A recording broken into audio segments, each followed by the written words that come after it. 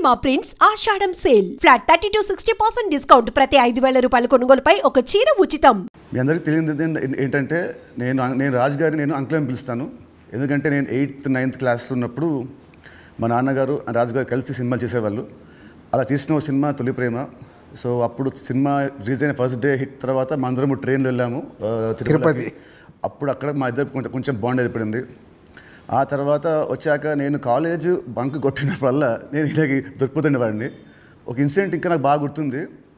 Sanjay theatre బయట రోడ్లో మీరు ఇటు సైడ్ వస్తున్నారు కార్లో, నేను ఇటు సైడ్ ఒక బైక్లో వెళ్తున్నాను.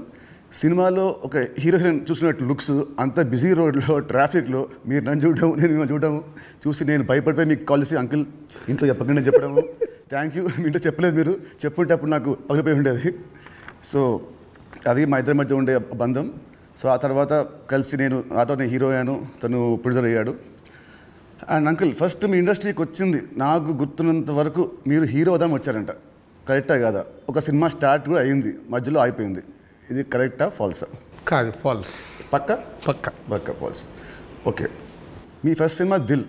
ఆ సినిమా స్టార్ట్ ఎలా అయిందంటే అప్పటికి ఆది ఇంకా రిలీజ్ అవ్వలేదు, జయం రిలీజ్ అవ్వలేదు. వినాయక్ గారిని మా నాన్నని హోటల్లో కూర్చోబెట్టి ఎప్పుడు సినిమా రిలీజ్ కంటే ముందే మీరు దాన్ని లాక్ చేశారు. అసలు మీ నమ్మకం ఏంటి, మీ ధైర్యం ఏంటి? రిలీజ్ కాకముందే అప్పటికి ఆది మూవీ రిలీజ్ అయింది, నీ జయం రిలీజ్ కాదు. అప్పటికి ఆది రిలీజ్ అయ్యి వినయ్ నేను బేగంపేట సైడ్ వెళ్తున్నాము, నీ జయం పోస్టర్స్ ఉన్నాయి. ఓకే. సో జయం పోస్టర్ చూసి అన్నాక ఎవరి కుర్రాడు భలే ఉన్నాడంటే మా సుధాకర్ రెడ్డి కొడుకు జయం సినిమాతో లాంచ్ అవుతుండే, భలే ఉన్నాడన్న నీ సినిమా అయినతో చేద్దామా అన్నాడు. Why not? ఇమ్మీడియట్లీ నేను డాడీకి ఫోన్ చేసి ఆ మీటింగ్, నీ జయం రిలీజ్ కాకంటే ముందే మీటింగ్ చేసాము. సో దిల్తో మీ పేరు దిల్ రాజుగా అయింది. సో మీ ఫీలింగ్ ఏంటి? వినాయక్ గారు మేము మీకు ఇచ్చాం మా పేరు, లేదంటే మీ డబ్బులు పెట్టి మీరు మాకు హిట్ ఇచ్చారు కాబట్టి సొంత పేరు మీరు పెట్టుకున్నారా? అంటే జనాలు ఇచ్చారు అది. పోతే నీకు గుర్తుందో లేదో, ఆ దిల్ టైటిల్ మన దగ్గర లేకుంటే దిల్ పెడదామని నితిన్ అడిగినప్పుడు బూరుపల్లి శివరామకృష్ణ గారి దగ్గర ఆ టైటిల్ ఉంది. నేను వెళ్ళి అడిగి ఆ టైటిల్ తీసుకొచ్చాను, మాకు ఈ సినిమా బాగుంటుందండి అని. So thanks to Burupalli Sivaramakrishna గారు, ఆ టైటిల్ ఇవ్వడం వల్ల అది దిల్ రాజు అనేది బ్రాండ్ అయిపోయింది, ట్యాగ్ అయిపోయింది. సో ఇప్పుడు మీరు ఎస్విసితో పాటు లార్వేన్ ఏ company, Dil Raju productions, Dil Raju dreams, ఇలా మీ బయోపిక్కి తగ్గట్టు కంటెంట్ని బాగా గట్టిగా చేస్తున్నారు. So next Dil Raju directs అని చూడొచ్చా? లేదు. ఎందుకు? ప్రస్తుతానికి లేదు. సినిమా మీకు కెమెరా తెలుసు, మీకు నాలెడ్జ్ ఉంది, ఎడిటింగ్ తెలుసు, అన్నీ తెలుసు, మీకు ఎందుకు తీయట్లేదు? సో నాకు డైరెక్షన్ చెయ్యాలని ఎప్పుడు ఆలోచన రాలేదు. యాక్చువల్ వివి వినాయక్ ఆ బొమ్మరిల్ అయిన తర్వాత నాకు సజెస్ట్ చేశాడు, అన్న నువ్వు డైరెక్షన్ చేసేగలుగుతావు, చెయ్యు అని.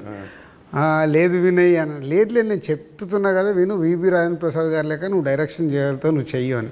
బట్ ఎప్పుడు ఆ సైడ్ నాకు డైరెక్షన్ చేయాలని ఆలోచన కలగలేదు. సో మీ బయోపిక్ తీసే ఇప్పుడు మీకు ఏమైనా ప్లాన్స్ ఉన్నాయా? ఎప్పుడన్నా ఆఫ్టర్ 5 years 10 years? నా బయోపిక్ నేను తీయలేను కదా, ఎవరైనా తీస్తారేమో. సరే, ఎవరు తీస్తే దాంట్లో అంత ఉంటుందా, ఆ కంటెంట్ ఉంటుందా? డెఫినెట్గా అంటే ఇట్స్ బిగ్ జర్నీ కదా నాది. ఇప్పుడు ఫిలిం ఇండస్ట్రీకి 94 వచ్చాను, 94కి వచ్చిన తర్వాత ఇప్పుడు ఆల్మోస్ట్ 30 years ప్లస్. ఎన్నో అప్ అండ్ డౌన్ చూశాను, ఎన్నో అన్నీ చూసుకుంటూ వచ్చాను. సో బయోపిక్ చేస్తే దానికి ఏ హీరో అయితే బాగుంటుంది? బట్ నాకు బాగా ఫేస్ మ్యాచ్ అయ్యేది నువ్వు ఒకటే. చాలా మంది అంటారు నితిన్ మీ బ్రదర్ అని. సో రాజుగారి బయోపిక్లో హీరోగా నేనే, ఇది ఫిక్స్ అయిపోయింది. ఇప్పుడు ఇవాళే ఈయన ప్రొడక్షన్ డైరెక్షన్ చూద్దాము, నేను హీరోని. సో ఇందాక మీరు చెప్పారు కదా అప్స్ అండ్ డౌన్స్ అన్నారు కాబట్టి ఆ క్వశ్చన్ అడుగుతాను. ఇండస్ట్రీలో చాలా చూస్తే తెలుసు నాకు, బట్ మేజర్గా నాకు గుర్తుండి నేను ఇండస్ట్రీ వచ్చినప్పటి నుంచి మొన్న సంక్రాంతికి ఒక సినిమా మీ ఫైనాన్షియల్గా చాలా లాస్ అయింది. నెక్స్ట్ సినిమా ఇమ్మీడియట్ 3 days గ్యాప్లో అది మళ్ళీ అది వెళ్ళిపోయింది. ఈ మధ్యలో ఈ 3 రోజుల్లో మీ థాట్ ఏంటి? నెక్స్ట్ సినిమా కూడా అది కూడా పోతే అప్పుడు పరిస్థితి ఏంటి? మీ మైండ్లో రన్ అయిన మీ ఫీలింగ్ ఏంటి? లేదు అంటే నాకు ఇప్పుడు 10th సినిమా రిలీజ్ అయినప్పుడు నాకు అర్థమవుతుంది ఫైనాన్షియల్గా ఇది డ్యామేజ్ జరగబోతుంది. సో అటు డిస్ట్రిబ్యూటర్స్ అందరు కూడా లోలో ఉన్నారు. పోతే 14th రిలీజ్ అవుతున్న సినిమా షూర్ షాట్గా సూపర్ హిట్ అని చాలా గట్టి నమ్మకంతో ఉన్నాను. అంటే 90% నీకు తెలుసు, నేను ఎడిటింగ్ రూమ్లో చూసినప్పుడే నాకు చెప్పగలుగుతాను సినిమా వర్క్ అవుతుంది అవ్వట్లేదు. అట్లా సంక్రాంతికి వస్తున్నాం అనే సినిమా మీద ఐఎమ్ ఫుల్ కాన్ఫిడెంట్గా ఉన్నాను. సో ఆ 3 days అదే ఎనర్జీతో ఉన్నాను. ఎస్, నో ప్రాబ్లం, ఒకటి వస్తుంది, ఇది ఎంత డ్యామేజ్ అవుతుంది, అది ఎంత రికవర్ చేస్తారో నంబర్స్ తెలియదు, బట్ అది మ్యాజిక్ అనేది ఇట్స్ ఎ మిరాకిల్. బట్ ఆ పీరియడ్లో యూఆర్ కాన్ఫిడెంట్ మళ్ళీ ఇది అయిపోయింది మళ్ళీ. నేను అంటే ఒక సినిమా రిలీజ్ ముందు నాకు మేబీ నా 6th సెన్స్ కావచ్చు, చూస్తున్న కంటెంట్ వల్ల కావచ్చు, చెప్పగలుగుతాను 90% మిస్ అవ్వను. సో దిల్ చేయడం వల్ల మీరు దిల్ రాజు అయ్యారు. బట్ నా దృష్టిలో మీరు బిల్ రాజు. ఎందుకు చెప్తాను. యాక్చువల్లీ చాలామంది ఆడియన్స్ కూడా చెప్పాలి ఇది. మామూలు చూస్తాం లాస్ట్ గత 1 year నుంచి మీ మీద వచ్చే నెగటివ్ ట్రోల్స్ కానీ ఇవన్నీ ఏవో వస్తుంటాయి కదా మామూలు ఆర్టికల్స్ అవి. 2005లో నేను సినిమా వేసాను, రామ్ సినిమా. అది రిలీజ్కి ఫైనాన్షియల్గా మేము చాలా అప్పుడు రిలీజ్కి మేము కొంచెం ఇబ్బందులు ఉండే.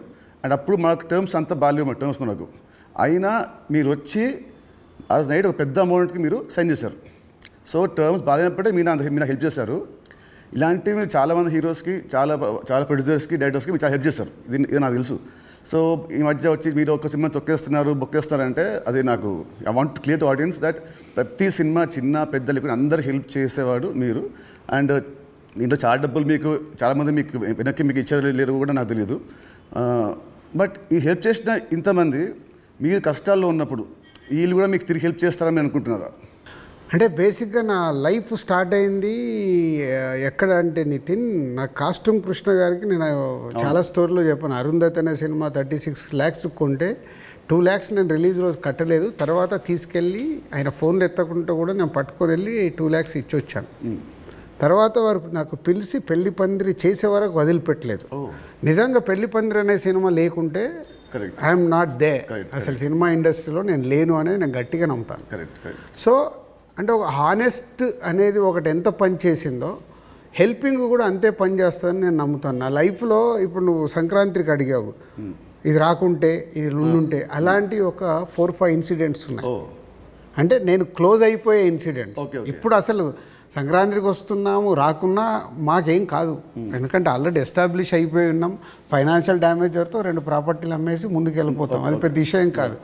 కానీ నేను నార్మల్గా ఉన్నప్పుడు కూడా ఇలాంటి ఇన్సిడెంట్స్లోకి వెళ్ళి నేను దాటుకుంటూ వచ్చాను. అంటే అది ఎప్పుడు అదే నేను నమ్మేది, వెన్ వీఆర్ హెల్ప్కు మనం ముందుంటామో మన కష్టం వచ్చినప్పుడు భగవంతుడే తిరిగి ఇస్తాడని. అది నా లైఫ్లో 3-4 ఇన్సిడెంట్ నాకు సినిమా ఫీల్డ్లో జరిగాయి.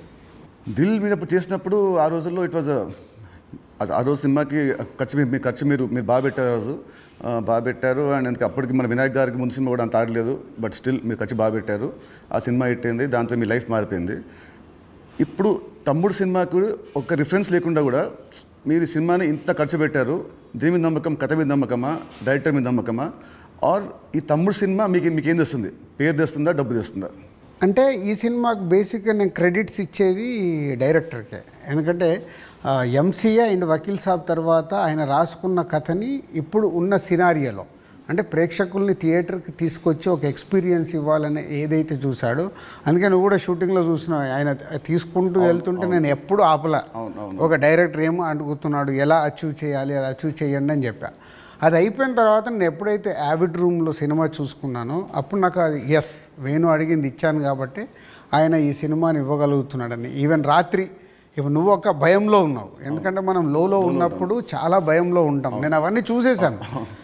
నైట్ నువ్వు నాకు ఫోన్ చేసి ఒక రీల్ చూసేసి ఒక ఎగ్జైట్మెంట్తో ఫోన్ చేసావు. ఎందుకు?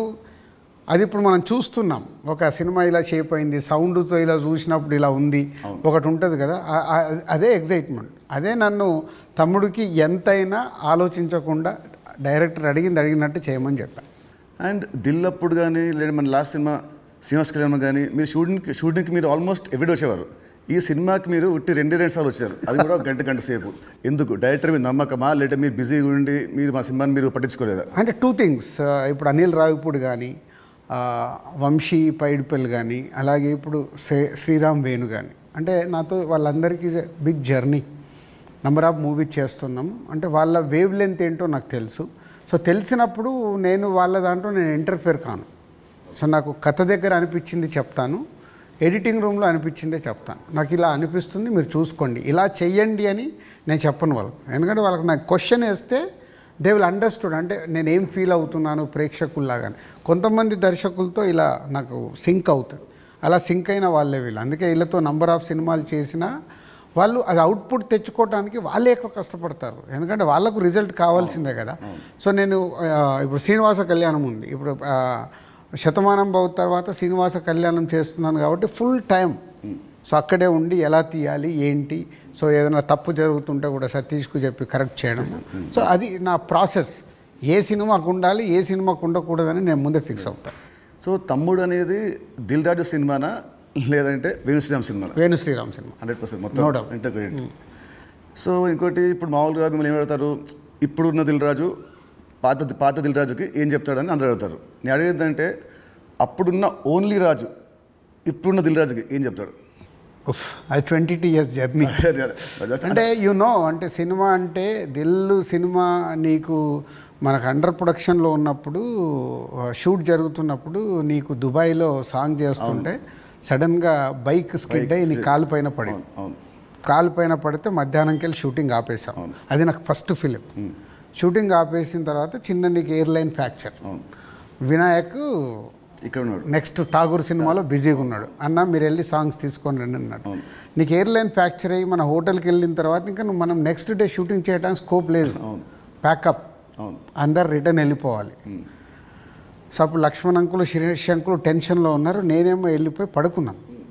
పడుకొని 4 o'clock లేసేసి శంకర్ మాస్టర్ డోర్ కొట్టి, మాస్టర్ రేపు నైట్ వెళ్ళిపోవాలి, నీకు ఇప్పుడు 2 పాటలలో ఏమేమి బ్యాలెన్స్ ఉన్నాయో ఒక్కసారి లిస్ట్ రాయని 6 గంటల వరకు కూర్చొని ఆయనతో రాపిచ్చి, ఇవి నితిన్ కాలు కింద పెట్టకుండా నువ్వు ఎలా మేనేజ్ చేయగలుగుతావు అంటే శంకరు నేను మళ్ళీ డిఓపిని పిలుచుకొని మేము కూర్చొని డిజైన్ చేసాం.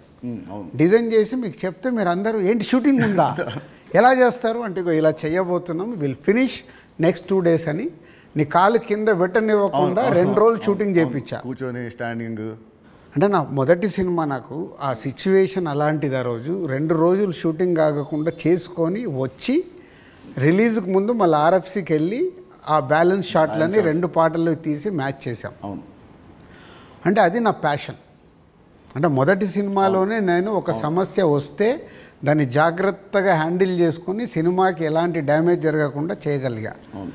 అదే మామూలు రాజు నుంచి దిల్ రాజుగా షిఫ్ట్ అవ్వడం. అంటే నాట్ ఓన్లీ దిల్, ఇలాంటి సో మెనీ ఫిలిమ్స్కి సో మెనీ ఎప్పుడు వస్తూనే ఉంటాయి. అవన్నిటిని జాగ్రత్తగా హ్యాండిల్ చేసుకుంటే 58 సినిమాలకు రీచ్ అయ్యాను.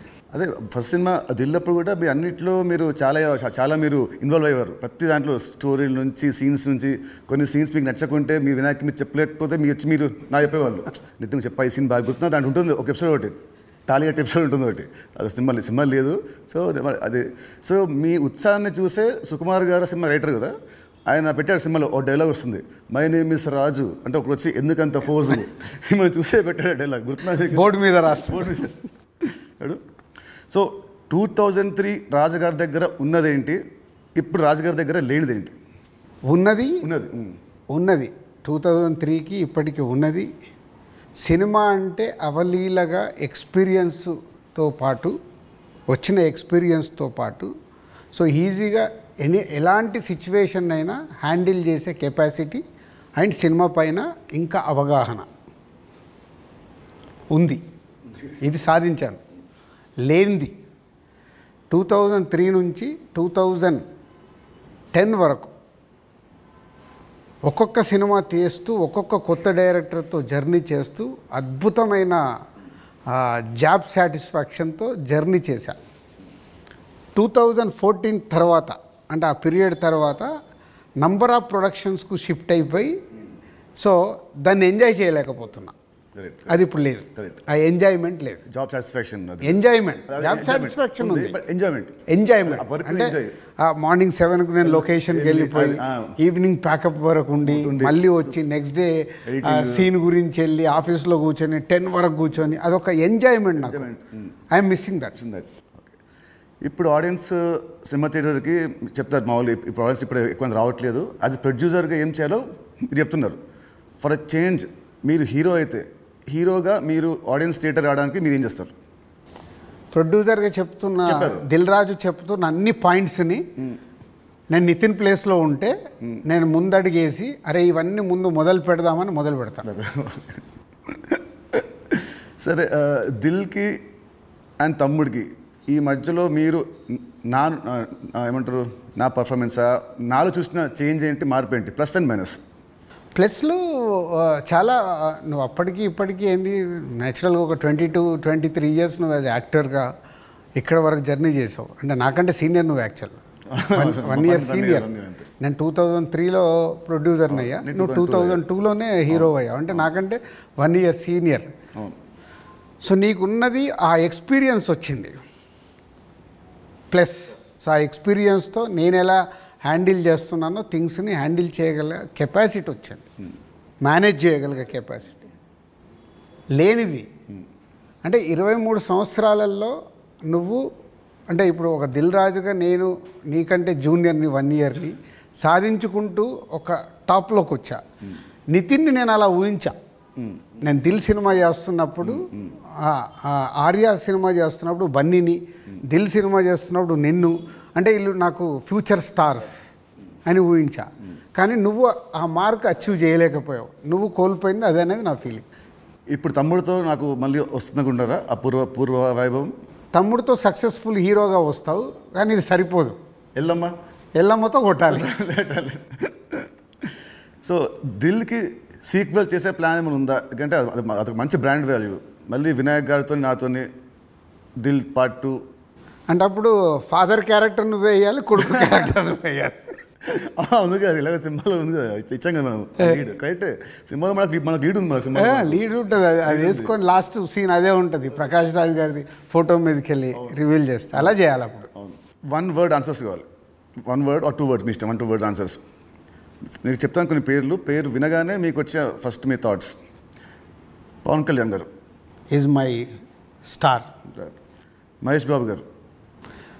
మహేష్ గారు మా ఇద్దరికి ఒక తెలువని అండర్లింక్ ఉంటుంది.